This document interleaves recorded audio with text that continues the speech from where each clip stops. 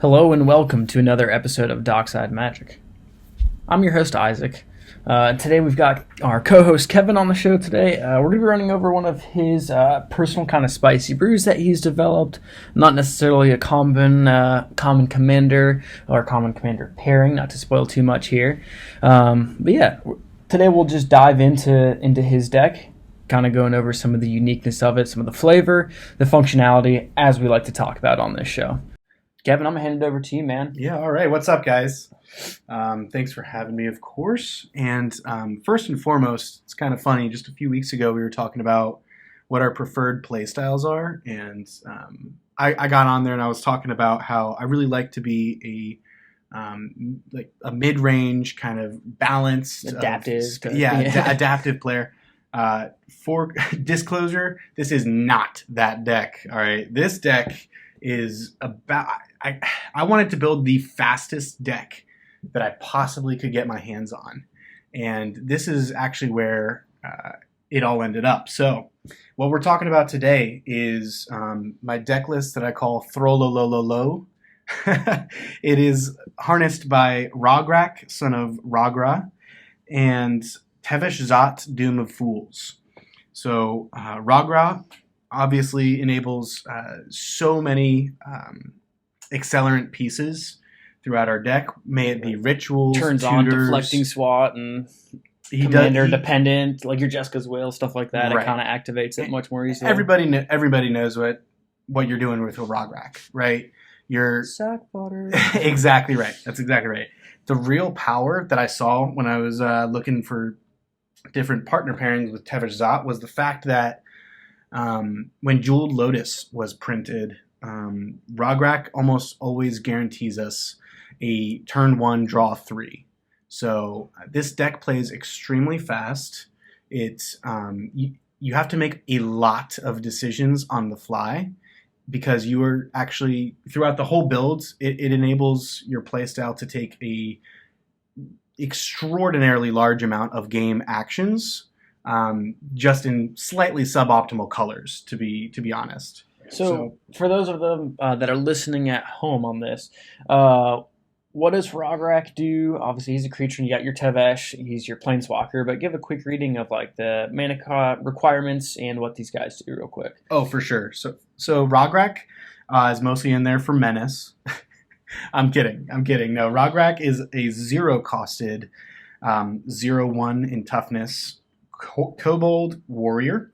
He's got First Strike, Menace, and Trample. None of those have ever been relevant. And he partners with Tevesh Szat, Doom of Fools. Tevesh Szat is a commander. He's also a planeswalker, which actually gives you a little bit of a defensive against maybe like opponents Gilded Draking your Crom or something of that sort, being as how he's a planeswalker. So he's got 3 abilities. The first one is +2 to create 2 0/1 black Thrall creature tokens. This is actually where I got the name for my deck list in Thrololololo. His second ability, and this is probably the most vital, if not the most vital, is a +1. So you're upticking your planeswalker, and it says you may sacrifice another creature or planeswalker. If you do, draw 2 cards. Then draw another card if the sacrifice permanent was a commander. So extremely relevant with Rograkh being a 0 cost, and with how fast the deck accelerates in mana. You really want to gear towards a turn 1 Tevesh Szat almost, I'd say 98% of the time. So like an opening hand for say with like your black producing land, a Dark Ritual, like and a Jeweled Lotus is like a keep every time. I'm assuming because you're gonna play your Rograkh for free. Play your Jeweled Lotus, play a land for turn, and then you're going to Dark Ritual into 3 black mana, crack your Jeweled Lotus, pump into the Tevesh Szat, even have a leftover mana, and then be able to instantly sacrifice Rograkh since you played him for free to draw 3 cards, and just like fill back that hand and start instantly occurring value and start threatening that ability to like take everybody's commanders from the command zone or the battlefield. It seems pretty fucking good. Yeah, you're exactly right, and that typically is a keep. Now, the counter argument to keeping a hand like that in a game of cEDH would be that it's a very glass cannon-y type of move. And to combat that, the raw power of drawing 3 fresh cards, plus actually the surprising amount of interaction that is ran in this turbo list. Typically, oftentimes I'd say that you don't feel the after effects of such greedy keeps in this deck as you would as maybe some other decks that you could find on the database. So I do want to mention Tevesh Szat's last and final ability, because it's always like a fun plan D or E or whatever. His ultimate is a -10 and says gain control of all commanders. Put all commanders from the command zone onto the battlefield under your control. So that one's super spicy because say you're in a really like locked out game of sorts and no one's really able to move a whole bunch. You know for a fact that your opponents are just sitting on a large pile of interaction. Now's not the time to go for it. So you can always pivot towards just grinding out the Thrall tokens. The Thralls block for Tevesh Szat in themselves. And then ultimating Tevesh Szat. I don't think I've lost a game where I've actually gotten his ultimate off. It's very rare that you do that. You never want that to be your primary goal, obviously. But, I mean, taking 3 players' commanders, typically most of them are playing with partners. Even combat damage then suddenly becomes a very large threat. So, last thing I'll mention about that ultimate there is if Tevesh Szat is at exactly 10 loyalty, something really neat about him is that you can activate his -10. He will then immediately die, as the board will see that he has 0 counters on him. So the Planeswalker dies. And he pulls himself right back out of the command zone. So that's some fun tricks with it. I mean, to this day, I still don't want to believe that that's a real thing, but it is. Yeah. Diving into some of the kind of more meat and the potatoes of the deck, obviously this is a just pure Rakdos deck that's on extreme acceleration and speed. What's some of the ramp looking like that you're running? Sure. So that's pretty much the name of the game, right? Is just go fast. So the ramp portion of this deck, just ramp, is a total of 27 cards, which is, I mean, roughly 28% of the entire deck, right? So the instant speed ones, which are great, and we'll talk about why later, consist of obviously Dark Ritual. It's that Dark Pitbull. You got to have them in the turbo decks. Cabal Ritual. And then Culling the Weak. It's worth mentioning that this one's especially good with Rograkh because even on turn 1, your 1 swamp even is going to create 4 black mana. Yeah. So I'd say super that huge. Paired with some of the other fast mana, I'm sure results in plenty of turn 1, turn 2 ad nauseas. Yep. I mean, shoot turn 2 and 3, Peer into the Abysses even, I bet. Well, and the thing is, we'll talk about those a little bit later. Being as how your main game plan or fallback is always a turn 1 Tevesh Szat. Your opponents, once if you play in your local meta, once they see 5 mana, they're like, oh, here comes Tevesh Szat, whatever. Until you add Nos, and then those moments are great. But the last instant speed ramps are Desperate Ritual and Pyretic Ritual. Those are really key because majority of our interaction is actually red. So even though they only net us 1 per, with a Burgie out, they're going to create us an additional 1. Plus, they really help actually kind of color fix some of our win lines later on. So with that said, of course, we've got Burgie in this list. Burgie is such an essential piece in this list. She's such a ridiculous enabler. Burgie goes burr, okay? I mean, even her flip side is super relevant. It's been the horn of something. Yeah. So that's Harnfell, Horn of Bounty. It's a legendary artifact on the flip side. Costs 4 in a red. You can discard a card, and then you can exile the top 2 cards of your library. You may play those cards this turn. So, fun fact, you can actually do that on an opponent's turn. A lot of people don't think to do that or don't expect it. And again, due to the dense amount of raw interaction that this list is actually running, unexpectedly in a Rakdos list, it can be relevant. Typically, though, you're going to want the creature side. Whenever you cast a spell, add a mountain until end of turn. You don't lose this mana as steps and phases end. Super convenient, right? So it's just the additional, the red that I'm focusing on here because each and every one of our ramp spells, may it be an artifact, a creature, a sorcery, whatever. It doesn't matter. It's giving us an additional mountain. Super huge. On that, my personal favorite bit of ramp in the whole list is probably Simeon's Spirit Guide. And that's because it gives you a red at instant speed, so you can tap out. People know that your sand's blue, so it's not like they have to worry about a Force of Will or any other free interaction aside from one piece, which is Deflecting Swat, right? This pretty much enables an additional bit of free interaction. I can't tell you how many times I've exiled my Simeon Spirit Guide. Thank you, Harambe. I now have a red Elemental Blast. You know? So the last bit of creature ramp is probably the most iconic, especially on our channel. It's Dockside Extortionist, right? Dockside Extortionist enables some ridiculousness. Everyone knows it. I mean, that's literally why our channel's named that. And yeah, actually, I guess I should mention Ragavan as well. Has been pretty sweet. It could be, yeah. I think I would consider him kind of like a ritual, not the same degree like a Dockside, but Ragavan over time will definitely pay itself off. Well, yeah. So actually, you're totally right. You're totally right there. And Ragavan and Dockside both kind of share a very similar function in terms of mana ramp that I'm going to begin to touch on here. When you can mana ramp and make mana of any color, it's surprisingly relevant in this deck. Rakdos doesn't have Thassa's Oracle, but we have ways to get our opponent's Thassa's Oracle. Say you exile it off of the Ragavan even. You know, we are running Demonic Consultation as well as Tainted Pact. So, and not to mention the tutors that we can just snipe from other people, but mana of any color is super relevant. We'll hit on that later. So obviously the last bit of ramp is the artifact portion of the list. So we're running Cursed Mirror. This one's pretty interesting. It's a little spicy. It's the slowest piece of ramp I think that we're running, and the sole reason is Dockside Extortionist. Okay, so like I mean, a 3-mana Dockside that later sticks on the field for, you know, a red mana at any time. It's pretty good actually, and the ability to copy any creature an opponent plays a Dockside, or an opponent has a great value engine that you just you need. It's very flexible, and I like it for that. It's like Curse Mirror is red's phantasmal image, but also can tap for red itself too. And the artwork is just super cool. I mean, you got to admit that it plays a portion. So no doubt. I'll go through these next ones a little quicker. Arcane Signet, Chrome Mox, Felwar Stone. Notably, that's one that taps for any color. You got Grim Monolith, Jeweled Lotus.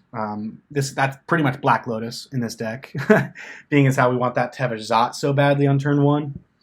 You've got LED, another huge piece in this list. It's very breach dependent, the whole deck. And then you got Lotus Petal, another any color. You got Mana Crypt, classic. Mana Vault, Mox Amber, another one it's especially good off of Rograkh. Having a free, pretty much Mox Jet or whatever, it is good. Especially when you're always consistently getting that Tevesh Szat out on turn 1 and then sacrificing the Rograkh. You still got, you know, the free black mana at your disposal later on. So other ones are Mox Diamond, again, any color. Mox Opal, any color. Soul Ring, and then Springleaf Drum. Any color. You guessed it. So that pretty much sums up the ramp package. I'd say Mox Opal, I'd say with running 22 artifacts and having treasure generation, I bet that's actually one of the preferred Moxes, I bet. Like that one's pretty stinking good. Like in certain lists it feels bad, but in this one, from what I'm seeing, it feels pretty good. It's like that one's online way more than it's not, I bet. In contrast to other lists that it's ran in, you're absolutely right. I mean, really, the Mox Opal's strength is through like post Adnaz or Peer into the Abyss, but then you also kind of have to be careful with Mox Opal. It's not always good. I wouldn't bank on it that it's going to be online, just because, like, all right, say you get a hand with, you know, you get a Jeweled Lotus, you get a Lotus Petal, and you get a Mox Opal. Well, that's actually kind of cringy, you know? And you can't That's really... too much ramp. Yeah, too much. Yeah, now, if that's like your 4, run that all day, you know? But other than that, yeah. So after that, I've got the next section, which is really all the payoffs. So we're making this ridiculous amounts of mana. So the payoffs are in this deck are going to be Ad Nauseam, Peer into the Abyss, Necropotence. Tevesh Szat is actually the largest and by far most consistent payoff. And then Valakut Awakening. That's super cool because it's a land. But I want to talk about especially Ad Nauseam in this list and why it's so good. So Ad Nauseam in this list is great because everyone knows, every single person that you're going to ever play against is going to probably expect that you're running Ad Naus. So if you're the only one at the table running Ad Naus, you're immediately a target because people know how much you depend on your life total as a resource. The thing is, people cannot resist the urge to attack a planeswalker on the field, especially one that's going to F with their commanders, you know? I mean, cEDH hates planeswalkers. Like, it's a known fact. Make no mistake, there's plenty of good ones, but it is like people just they bully up on planeswalkers. They are threatening. For sure. And I'd actually take that one step further. I think every format hates on planeswalkers, you know? Like, what a great design idea, and it's just like you get beat up for it every single time. Like, you never actually get to eat the lunch that you pack. The bully takes it every time. But yeah, so on that note, people are always, about I'd say 90% of the time swinging at Tevesh Szat, even if say I've got a full grip of 9 cards, which by the way is very much so not an uncommon situation to be in on turn 2 even. So that's super convenient with the Ad Nauseam. But really, any of these are going to lead you to a win. And yeah, super good. I'd say that's another thing too. I kind of was just thinking about is like, yes, people swing at your Tevesh Szat because they can't steal it by Gilded Draking it. Like, you get like a Gilded Drake in hand, because I've played against this deck when you're playing it quite a few times. Like, you get a Gilded Drake in hand, you're like, I've got a. Oh, it doesn't answer that problem though. Yeah, are you going to take my Rograkh? You want a 0/1 Thrall? Yeah, you can comfortably say nobody's Gilded Draking either of your commanders ever. Yeah, no. But the next part that's really important to talk about is actually winning the game, right? So we go Burr super fast. We get the payoff. Actually winning the game is what is going to really heavily determine your win rate. Like, obviously, Kev, right? But you get the ball in the end zone, that's a touchdown. Yeah. It can be a little bit tricky. So I definitely want to take some time and talk about them. And this is part of the challenge of playing such a fast deck, is that oftentimes you can just run yourself straight into a wall. Okay, so what I mean by that is, in a typical deck, you're looking for your piece A, and then you're looking for piece B, or A, B, C, and what have yous. And in this deck, oftentimes you have to make a choice where you kind of like, you almost have a threshold you hit where, like, you can go for a specific win route, but you gotta know when it's a better choice based on A, the board, and B, the resources that you're working with. So a lot of them are fairly layered. But yeah, let's just dive into it. So the most straightforward win is probably the Dualcaster Mage plus Heat Shimmer or Twin Flame, right? So infinite Hasty Boys. Oh, you're absolutely right. The Hasty Boys are there. Some of my favorite things personally about this combo is that not one of these cards are ever going to be dead. So Dualcaster Mage acts as fantastic interaction when it's not our turn. He's really hard for people to interact with because he is a creature. Creatures are just, there's fewer spells that can interact with them. So the ETB is going to let you, once he enters the battlefield, you can copy target instant or sorcery spell. You may choose new targets for the copy. So, super cool. It's how Rakdos interacts at times. It's not just real money. 100%. Actually, this deck really takes advantage of copy effects. We'll get into that in a bit. But the way that this wins you the game, if you haven't heard it before, you Twin Flame or Heat Shimmer any creature that you have on the battlefields. And this is really easy for us to meet that criteria because Tevesh Szat is always making these thralls, right? So even if we don't have a Rograkh or one of the other few creatures in our list, it's very easy to hit the criteria. So now Heat Shimmer and Twin Flame are really cool in this list because if they're not winning you the game, they can often help you enable yourself to get to the point where you're winning the game. Obviously, who I'm talking about here is Dockside Extortionist. Dockside really extorts this list, right? So you Heat Shimmer at Dockside, and you're making another 7 mana, which is netting you 4 off that original Heat Shimmer. Still super valuable, right? Now the next win is going to be by far the most consistent, and those all revolve around Underworld Breach. So this deck really wants Underworld Breach, and what's kind of funny is if you lived in a perfect world and you got the perfect draws every single time, you never want to go for Underworld Breach first, because the recursion part of that card is what really busts that thing wide open, right? But even still, it's by far the most easy to win with. So we've got a couple of different packages through Underworld Breach. The first one being Underworld Breach plus Grinding Station. That effectively allows us, with any of our high density of mana rocks, to filter through our deck and hand select our library. With all the rituals that we play and the speed and the number of game actions that we're taking, our graveyard is going to be typically very just massive, super big. You know, how many times, Isaac, have you seen me with 20 cards in my graveyard turn 3? Yeah, it happens quite a bit because you churn through a lot of cards and you play a lot of spells. Yeah, and I mean, a whole lot of them at the end of the day are Rakdos, right? So even if you're not doing a whole lot, it's fun. It's a fun deck to play because you're always moving fast. So you're very much so not going to run into another list that's probably as fast, as consistently as this one.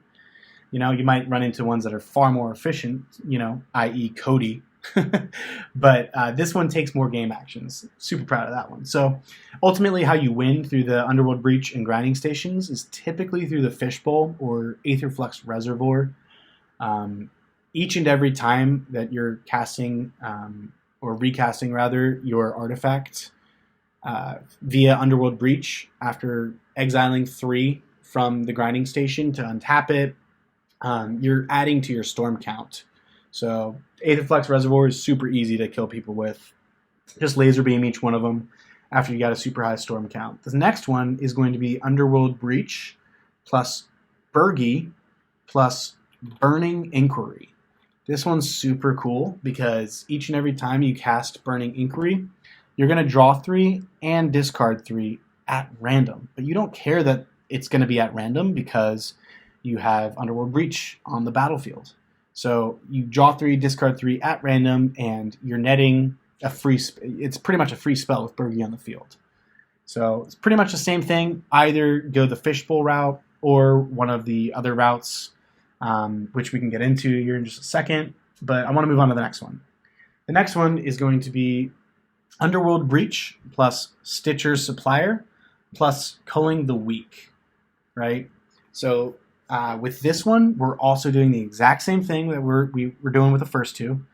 The Stitcher Supplier enters the battlefield on its ETB. You're going to put the top 3 cards of your library into your graveyard. Well, then we're going to cast Culling the Weak, which as a cost is going to sacrifice it. The sacrificing triggers its death clause, which again, you're going to mill the top 3.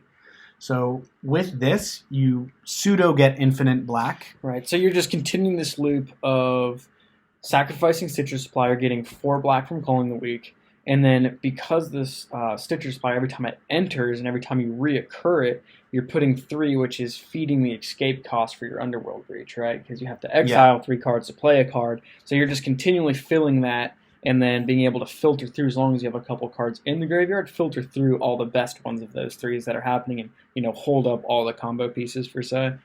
That's exactly right. And something that's interesting about the breach lines,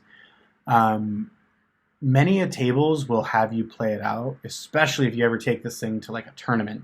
Say down the road, Stacks is a little less popular and you want to take this to a tournament.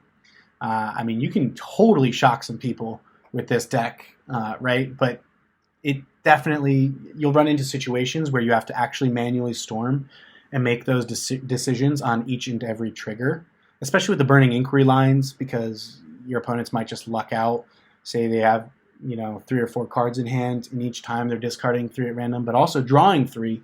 So they could draw a Force of Vigor or something to kind of throw it off. So each and every decision that you make on these, more or less loops, you definitely want to play them pretty carefully. But the way that this one actually gets us the W with Stitcher Supplier, Underworld Breach, and Culling the Weak, obviously we can just Fishbowl, right? Fishbowl's a really good fail-safe win con in this deck. Right, because by the time you get to that, you've already played at minimum 5 to 10, and you start playing anything after that, you gain astronomical amount of life and just nuke everybody. Right. That's pretty good. Here's where I want to introduce another way to win through Underworld Breach, which happens very often, or at least it has in my playstyle, the way that I've played the deck traditionally. So with the Stitcher Supplier lines, you have all of this ridiculous amount of black mana that you've gotten from Culling the Weak, right? Should you have one mountain open as well, you can actually begin swapping out Culling the Weak for Infernal Plunge to get all the red as well for interaction. Keep that in the back of your mind. So with all this swamp that you're working with, or swamps, black mana, whatever, oftentimes, rather than fishbowling with this line, I just go ahead and Praetor's Grasp an opponent's Thassa's Oracle. Every single cEDH deck about runs Thassa's Oracle, right? And if you say you don't have access to your Fishbowl, which actually, it does happen from time to time, having a fail-safe like, hey, I'm going to just go ahead and Praetor's Grasp your Thassa's Oracle, and here's where it becomes relevant. All that mana acceleration that we were touching on earlier that can tap for any color, that's going to be our 2 blue to cast Thassa's Oracle. I mean, or shoot, just Praetor's Grasp even, like, you can Praetor's Grasp so many times, so you can start taking Thassa's, obviously, or, like, go for the white player and take their silence, and then just ensure the rest of your Underworld Breach line resolves. Like, Yep. That I think, like, the silence going resolved, and when you're midway through an Underworld Breach, it's like that time where everybody looks at each other like, okay, we can, you got an answer? Cool. Yeah, we can scoop now. Yep. And, to those of you that play in a really sandbaggy meta where maybe you're like a little egged on to like, oh, how do you win? How do you win? How do you win? Ha, just kidding. Force of Will. That's why I was mentioning the switching out from Culling the Weak and netting black mana each time to Infernal Plunge to net the red mana so that you can have the mana for your Red Elemental Blast, your Pyroblast. And here's a big one, your copy effects. So when you go to Praetor's Grasp someone, if you copy that Praetor's Grasp, well, guess what? Now you're also taking out your opponent's silence. You're taking out your opponent's Force of Will or whatever, what have you, whatever the key pieces of interaction. I mean, yeah, you can just take Praetor's Grasp and take their win lines out. That's exactly right. Yeah, and for those reasons aforementioned, that's pretty much why Underworld Breach is the most consistent lines to go for through the win. But even without Underworld Breach, the next ones are going to be Opposition Agent plus Scheming Symmetry and or Wishclaw Talisman. So this is kind of like a fun little combo, similar to something like a Notion Thief and a Wheel of Fortune. Most times you're going to win the game at that point. If I can tutor twice from my opponent's library and once from mine, I mean, that's extraordinarily good, right? So in response to your opponent's tutoring, you can either Opposition Agent, and then say maybe even Reverberate or fork that original tutor if you have the excess mana. No, I'm telling you guys, no one expects any level of interaction out of the Rakdos deck. Everyone knows you're playing Rakdos. You just want to make mana and do selfish things, So in lieu of you saying you're doing like the Opposition Agent to steal the tutor that I'm giving you through Scheming Symmetry or the Wish Claws, have you thought about the new creature, what's it, Kaldheim, Vargoth, the one that lets you boast for a colorless and a black? Target player searches their library for a card, then shuffles their library and puts that card on top of it. Have you thought about running that to also kind of play on that strategy? I know it's 2 and a black to play, which is probably a little bit high CMC, but kind of just something I was thinking over in lieu of the line you were just kind of talking about. Yeah, no, for sure. I mean, that is super relevant, and that I have considered that guy, and one of his angles that was really appealing to me was that it says target player. Obviously, you know, with opposition agent, that makes clear sense, right? But also, if an opponent, say you're at a 4-player table, your player 1 or whatever, there's player 2 is going for the win. Player 3 has a Mystic Remora on the board. Right. You know, you immediately make target player boast. Player 3 is going to go tutor for interaction and draw that interaction. That's super cool. The thing is that that guy kind of fell under the category of too much mid-range and or value. Right. Every single card in this list is very much so dedicated towards a singular game plan, and that is take the most number of game actions that Magic the Gathering has ever seen. That's what I was honestly assuming. I think most of the time he'd be in your hand, you wouldn't be playing him, and then when you do play him, you're probably at a place in the game already where you're just twiddling your thumbs, which probably just too low a value and a value play altogether. Yeah, I mean, just a thought. There's a lot of those cards in Rakdos, especially. Rakdos has gotten a lot of love over the past, you know, I'd say like 2.5 years, up until like the mid-range meta got super thick, and you know, the stacks got so popular. But yeah, so in that, you know, Praetor's Grasp and Reverberate, and then, you know, if you're getting 2 Praetor's Grasps, you're literally tutoring in 2 different opponents or the same opponent's library. Like, it's not hard to piece together a win through that. So that actually leads in quite well to the next thing that's pretty critical about the deck, and that is the Tutoring Package. So the Tutoring Package consists of Opposition Agent. We're including him as a tutor just because it's really easy to have those gotchas in the Rakdos. Again, don't mean to beat a dead horse there. But then we also have Scheming Symmetry. That one pairs really uniquely well with Opposition Agent. But he also works really well with Tevesh Szat. Tevesh Szat is going to give us at least two draws per turn, typically. Unless, you know, it's an off turn, which it's a grindier game. We have to start making throws in order to draw the cards rather than just replay Rograkh. But Scheming Symmetry is awesome in this list because for one singular black mana, we pretty much get an Imperial Seal without needing to pay the 2 life.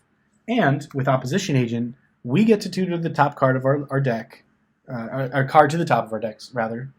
And we get to tutor a card into exile that we can later then play, i.e. Thassa's Oracle. I just saw something, too, that's a really tricky trap. So say there's a player without like applicable blockers in play, and you have Ragavan out and you have a Scheming Symmetry, you can, in your pre-combat main phase, pop that Scheming Symmetry.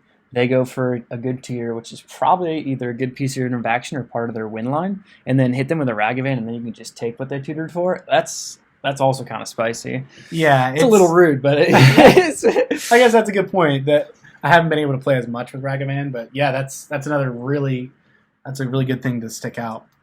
So the next tutors that I'm running are going to be obviously the good ones. So starting with Demonic Tutor, probably the best tutor in Magic. No doubt. Diabolic Intent. This is essentially a demonic tutor since we're playing that Rograkh. We've got Gamble, super good because we're so heavily leaning into Underworld Breach. And then Imperial Seal, obviously a classic cEDH tutor. Vampiric Tutor, Plunge into Darkness, and then Shred Memory, Entomb, and the Wishclaw Talisman. So something to mention about these tutors, specifically the ones that are top deck tutors, and sorry, I guess I forgot to mention another very, very easily played win line that this deck plays through one of its payoffs, and that is Bolas Citadel. So through Bolas Citadel, being able to tutor a card to the top of your deck is huge. Because every single scenario that you're in, you're typically going to need a different piece.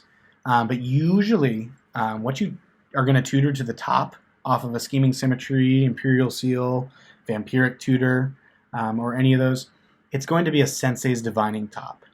After that, you pretty much you physically get, for 1 life, you can play or draw a card, rather. Mm-hmm. So you do that until you find an additional card that either allows you to recast the top deck Tutor, or you cast the Tutor. Either way, you're getting a Fishbowl on the field, and with that, it's a win. So because you can just, each and every card is an additional Bolas storm Citadel, Fishbowl, or your Aether Flux Reservoir, plus the Senses Dividing Top. That's even another win line too. Absolutely, yeah. That's massive. It's massive. The deck is very thick in its density of potential lines to win. It's just that you really gotta have your headlights on. You gotta be looking out for it. So, and the tutoring is what really keeps this deck together. Without the tutors being in such a high density, the deck would never be able to really perform and function the way that it has potential to. I mean, that's an obvious statement, right? But it's really what pushes the deck over the edge, I'd say. Nice. All right, so the next piece that I want to cover is the interaction. You heard me, interaction in Rakdos. From the top, and it was pretty early in this deck's development that I knew that it was going to be a storm list. But what I didn't realize was going to happen was I was going to find so many actual pieces of interaction that this deck could have. Oftentimes, at the time of the deck's conception, I was playing in a pod, namely with a lot of Kess, Dissonant Mage, and a lot of Kinnan, both which were running a hefty amount of interaction. Oftentimes, people expect you to pass priority when things are happening, and then that leaves you with the opportunity to interact at super critical moments in high interaction metas like that. In addition, you can, with being a little selfish with your interactions sometimes, it also means that people don't necessarily see you having a whole lot of interaction to protect any of these wins that we're talking about. Right? So from the top, probably one of the newest pieces of interaction is a card Grief, and this is that free evoke creature on Modern Horizons 2. It's 2 black, but it's got a condition where you can, cast it for free, and that is just exiling a black card from your hand. So it's like a force of duress, right? So when Grief enters the battlefield, target opponent reveals their hand. You choose a non-land card from it. That player discards that card. The reason that Grief is so good in this deck is just due to how oftentimes Tevesh Szat is drawing us 3+ cards, and how many oftentimes we don't need every single one of those cards. So free interaction, super good. The next one is Hope of Girapur. Hope of Girapur kind of grants us access to the silence effects. It reads, first off, it's a 1/1 with flying. Doesn't require any type of mana, just one of anything. You can sacrifice Hope of Girapur until your next turn. Target player that was dealt damage by Hope of Girapur this turn can't cast non-creature spells. So it's kind of like I guess rather than a silence, it's more like a Ranger Captain of Eos effect for one singular player. This has been performing highly above what I would ever anticipate, because only silencing one player isn't always super advantageous, you may think. What I've come to find actually in actual gameplay is that it's pretty easy to tell who is going to interact more with you. Is the person with the Mystic Remora and the Rhystic Study and the ridiculous setup who's got 20 cards in their hand but can't stop an activated ability? Yeah, you bet. You bet. And trust me when I say this deck feeds those fish and Rhystics like you would not believe. So, super important. Next one is Overmaster. This one's an MVP, no doubt. Also running that same ideology as a silence effect. It's making your next spell uncounterable, next instant or sorcery spell.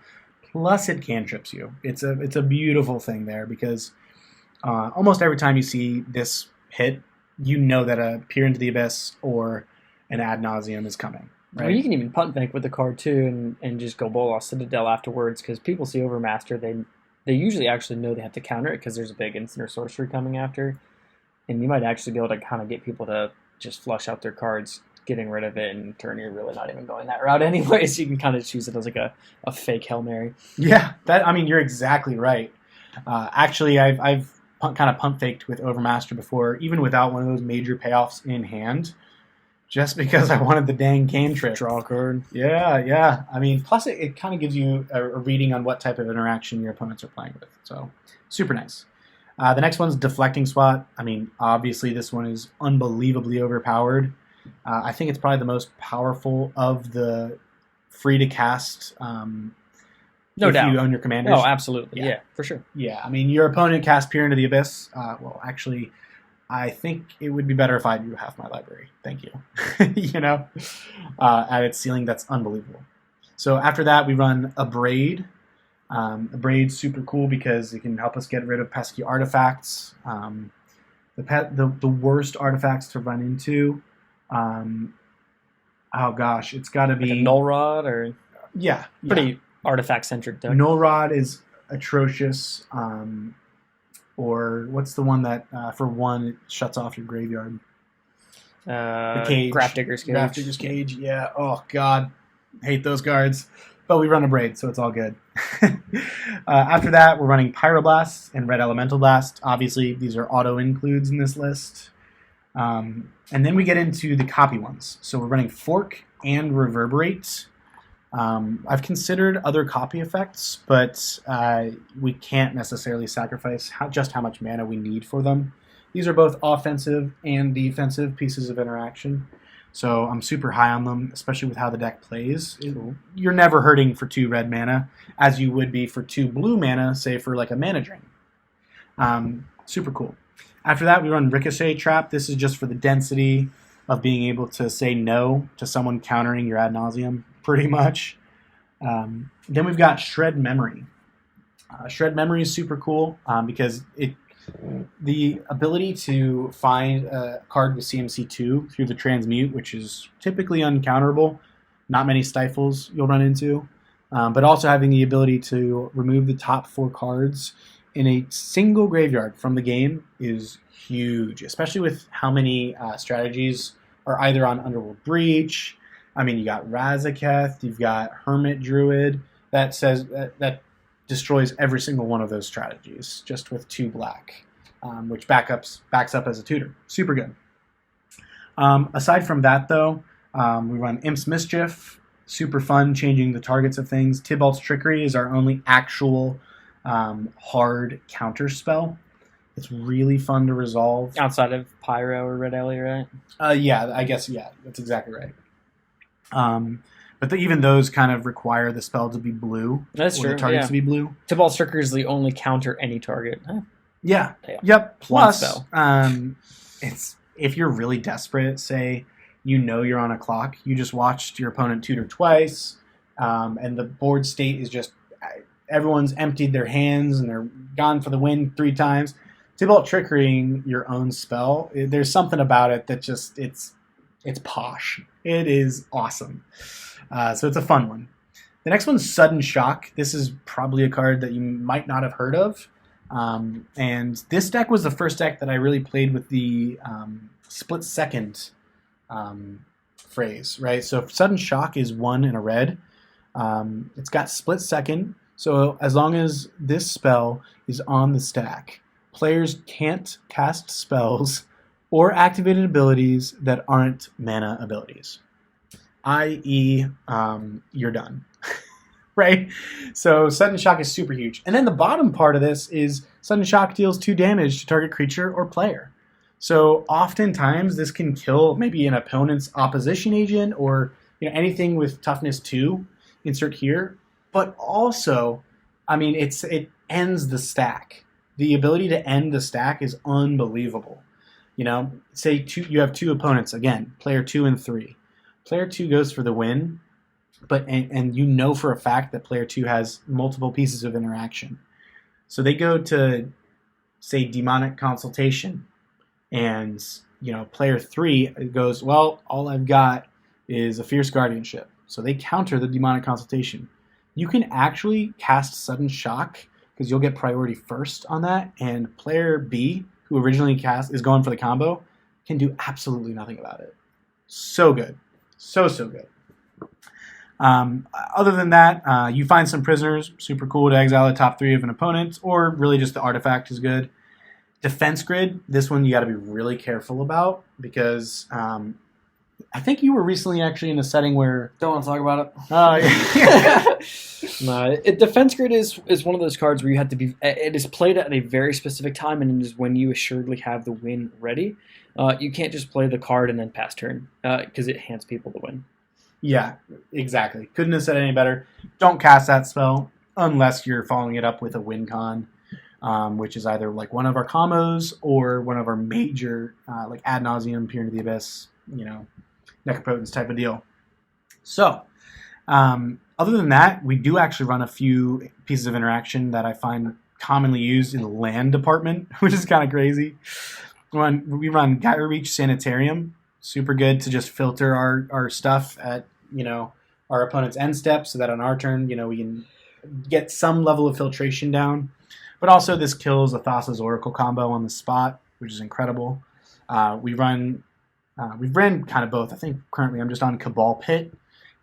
Again, Threshold is really, really easy in this deck. I mean, I'm just dumpstering so many Magic cards into my graveyard when you're playing this deck. So having the ability to give a creature -2/-2 until end of turn is super cool. It messes up Phantasmal Image, Dockside type shenanigans. It just messes things up, and people don't see it coming. So it's fun in that way. Emergence Zone is actually super relevant, and I want to cover real quick on this an Emergence Zone line that's won me a game before, and that is Emergence Zone with my Dual Caster Mage and my Shimmer. Well, no, because because at instant speed.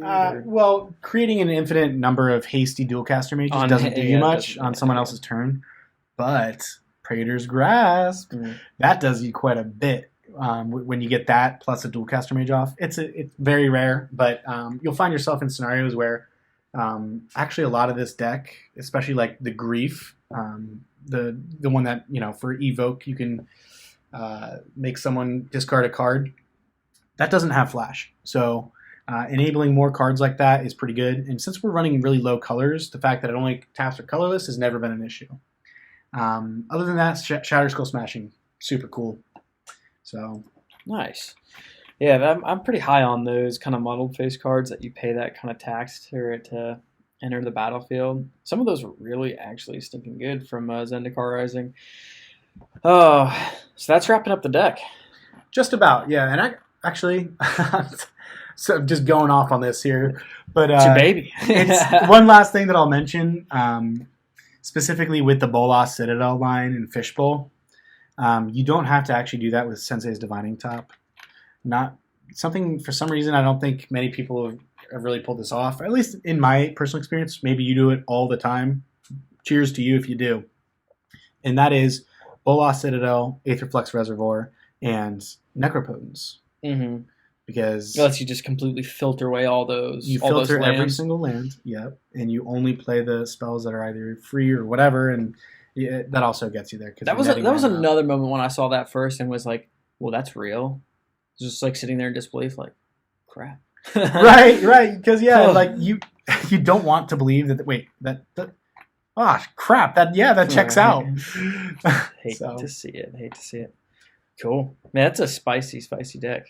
I've, Kevin, me, and Aaron play in the same pod pretty much always, and then just adding like a fourth. And I've played against this deck quite a few times. I think I will still attribute this deck to be your most powerful. As far as just like raw power, obviously it's like consistency is a little bit different than other ones you've built, or its ability to sustain in all ranges of the game is clearly not capable of doing so. But I think this is like your most powerful deck you've built. Just as far as A to B as fast as possible, it's pretty damn good. It's hard to beat.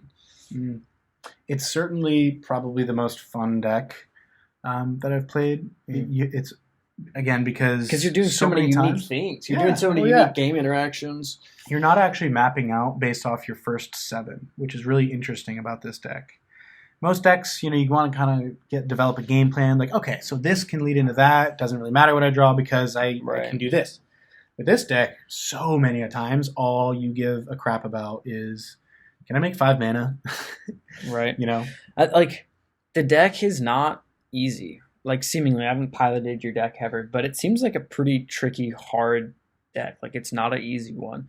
Like, it's like a doomsday. Like, the pile you're sculpting is always going to be different. You're always going for different lines just depending on what's on the field, what you have in hand. It's not just as simple as Demonic Consultation, Thassa's Oracle. Like, yes, it still has the ability of stealing a Thassa's, but it requires a little bit more setup to really get the things doing its thing here. I will say this. I think is cool. I will say this.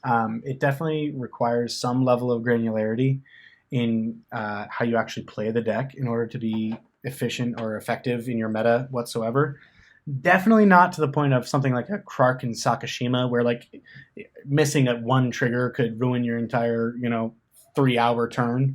It's nothing quite like that, but for sure, the number of actions, I can't say it enough, the number of game actions that you take is what makes, and it's also what breaks this deck. So knowing when to go for it and knowing when to like be so close but not just yet is super important. Nice. I don't know, man. This has been super interesting. I love hearing about this deck. I feel like hopefully I'll be able to play against it better now, knowing a little bit more of the ins and outs and understanding them. For the most part, I've seen a lot of the things it does, but it's good to get the complete inside look at it, break it down inside out type of deal here. What have I done? Yeah, right? Too easy now. Well, it's really... So this deck has been shelved actually a little bit more recently due to the fact that with its strength being the number of game actions you can take, what if you can only take 1 game action per turn? Yeah, we're in a rule of law meta right now for sure. Yeah, so a definite or an indefinite warning to all of you listening. If you see a large number of rule of law, you might not have a great time. I mean, there's 2 pieces of interaction that you could possibly run, right? You've got Chaos Warp and you've got Feed the Swarm or something like that. Those are like the only things that can deal with an enchantment. It's just kind of silly. You got a couple ways. Find some prisoners can deal with some of those too. It's the creature ones. All right, man. This has been super enjoyable. Kind of wrapping up and closing here. You've been listening to Dockside Magic. For those of you that are actually listening to this on a podcast, by all means, we're going to kind of continue to do this more. Same thing with those of you that are watching on YouTube. We are going to continue to try and produce more videos. One of these days, we'll actually figure out gameplay. I think we're still kind of far away from that, but we all really want to make that happen, desperately so. And by all means, if you have any questions of Kevin on this deck, by all means, the comment section of the YouTube video will be completely fine. We will link his Mox field. Kevin, myself, Aaron, all of us are on our Mox fields fairly often, so we're happy to answer any questions that you have there as well. Don't forget to like, subscribe to the video. Even by all means, go on Moxfield and follow us and see some of the decks that we're producing. I will exclude myself from this category, but Kevin and Aaron come up with some damn spicy brews pretty often and are continually kind of rotating out some unique stuff, which is really cool to see. I'm a pretty vanilla deck builder. Nah, man, nah. Yeah, definitely feel free to come by on my Mox field and let me know why I should be running Razaketh. That'll be fun. It's a consideration. All right. Well, we appreciate you guys listening or watching in. You guys have a good one.